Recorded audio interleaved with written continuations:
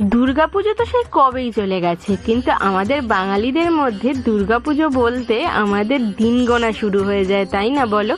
দুর্গাপূজার দশমীর দিন থেকেই আমরা দিন গুনতে শুরু করে দিই পরের বছর দুর্গাপুজো হতে আর কটা দিন বাকি আছে। আর যদি 100 দিনের দোরগোড়ায় পৌঁছে একবার যাই আমরা, তাহলে তো আর কোনো কথাই নেই। 99 98 দিন গুনতে গুনতে কবে দুর্গাপুজো চলে আসে, আর এসেই যেন হঠাৎ করে চলে যায়। খুশির দিনগুলো যেন তাড়াতাড়ি কেটে যায়, তাই না?